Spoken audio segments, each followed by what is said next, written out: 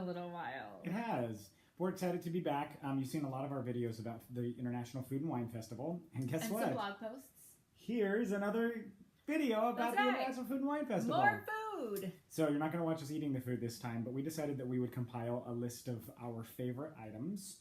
And we're making it our top eight of our favorites. We had to narrow it down. So this is going to include some entrees, some desserts. Just as a reminder, we don't drink, and so we didn't. That's not going to be included on here. We didn't try any of the wines. So yeah, if you're looking for that, this isn't the place to see it. But this was kind of hard to figure out all of these things, and we really ate a lot of stuff. But these are things that we think you should try. Yes, and I totally had the one open, and then I turned it to a different page. I don't know what I was doing. Anyway, our first choice, and this is in no particular order. This is just 8 things that we liked. Is the grilled tuna tataki. I said that right this time. Good job. Yeah, I really struggled with it the first time that we ate it. And it was from Hawaii.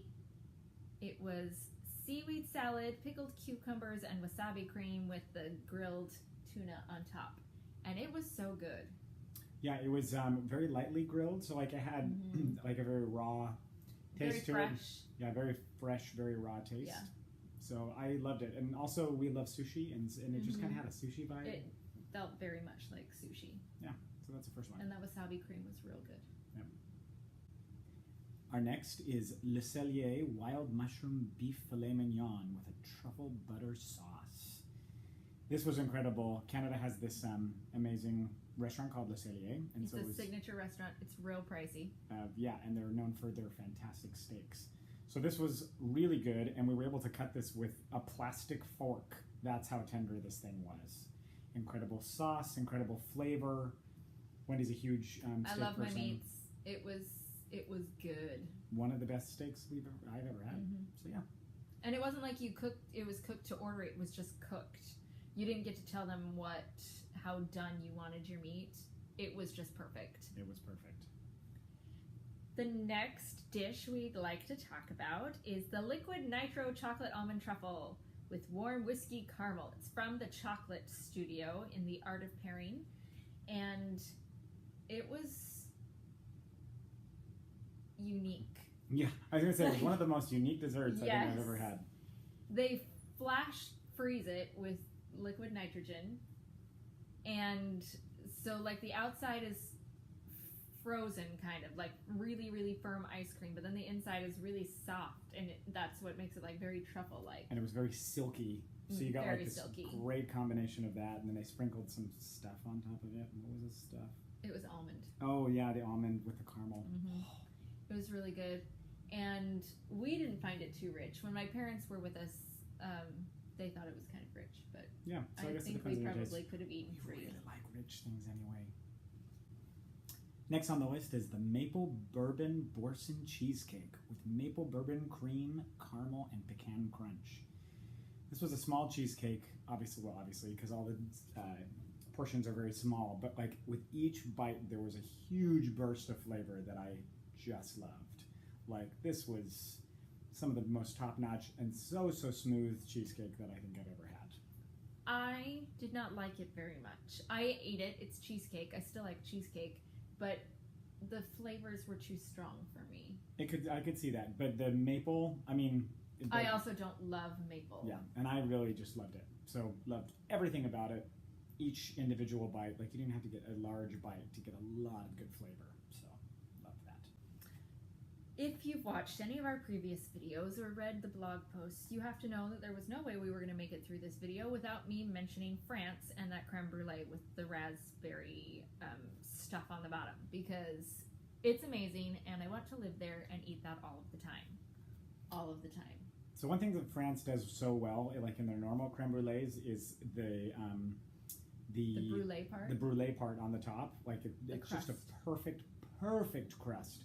So that was it's always a huge win. And we love their traditional creme brulee. And the custard is always so smooth.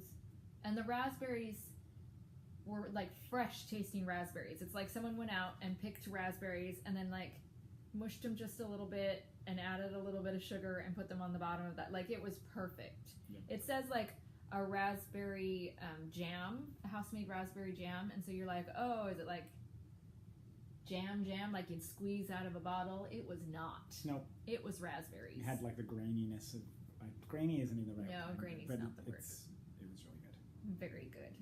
Another one from France. Another one from France was the Cabernet du Boeuf purée du pomme de terre. So it's, there was that. It sounded pretentious. Yes, very. It's beer braised beef with bacon, onion, and mashed potatoes.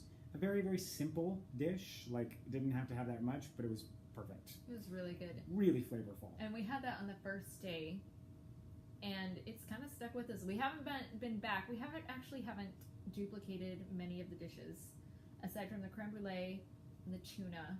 Mm-hmm. And yeah, that was just those. Yeah, I think that maybe everything else we've done only once. But the gravy was just incredibly flavorful. Everything about it was so good. It was just really great. 2 thumbs up. And we love France. Yes. Another favorite was the Steakhouse Blended Burger, which was at Earth Eats in the Next Eats area. It was a blended beef and wild mushroom slider with brie cheese fondue, arugula, truffle, and blue cheese potato chip on a brioche bun. I'm going to tell you right now, from reading that, I was real hesitant because, first of all, I don't love burgers, and second, I don't love stuff on my burgers, and I really don't like brie. This did not taste like your normal burger. No. Like, it tasted like just the most amazing piece of meat between 2 pieces of bread. It was really ever. good. And the texture was so good and so unique and not very it wasn't like... And the brie cheese fondue, if you hadn't told me it was brie, I don't know if I would have known. I love fancy cheeses, but I actually don't love brie, but this was really, really good. Just all of the flavors really went so well together. Perfect together. Just perfect. All right, the last thing that we're going to talk about is the Brazilian cheese bread. I don't speak Portuguese, so Brazilian cheese bread. And we had heard about the Brazilian cheese bread. Other blogs that we followed made a really big deal about it. Like, yay, it's coming back. Everybody loves the Brazilian cheese bread. And we're like, what's the big deal? It's like cheese bread, guys. I mean, don't get us wrong. We love cheese. Mm-hmm. Love it. Love. But as we were going through and we're like, oh, we need to eat something from like most of these places. And we're like, what are we going to eat from Brazil? And we're like, well, we could try the Brazilian cheese bread. And then we looked at it and it's gluten-free. Yeah. And we were really excited. Now, just so you know, just a moment ago I told you that I ate the slider. And I didn't have much of the bread. I just had like a bite. So I do try it on sometimes. But if I can get like bread that is legit gluten-free that I won't get sick with, we had to taste it. So this bread was so interesting. Because it wasn't bread. It wasn't bread, but it had like a doughy... It was like dough with a firm outside. And I don't know what kind of cheese it was. I wish that we had the words to describe this dish. It was just so fascinating. But it was really yummy and it was very refreshing. It was. Like, it was just kind of this good. nice cheese ball. Yeah. Is kind of what it was. Yeah, it was definitely interesting. Yeah. I mean, I think that we'll go back and eat it again before the festival's over. Yeah, we've got to. Probably because we still need to figure out what it is. We don't even know. No. But it definitely deserves a mention here because it was such an odd and unique dish that had such an interesting flavor that I don't feel like can be satisfied otherwise. Nope. So, we've eaten at a lot of places. I don't even know. We lost count. We've tried lots and lots of things. But we hope that this has been fun for you to watch some of them. You've seen us actually eat a lot of these things in some of our videos. True. But there's our top 8 for the Food and Wine Festival. That's right. If you're planning to visit, the Food and Wine Festival goes on for about another month. November 12th? 12th, Yeah, up through November 12th. So come join us, and we'll come and eat with you. Yeah, we like food. Yeah. And if you want any other recommendations, just let us know. Okay, hope you enjoyed this video. Yep, until our next adventure.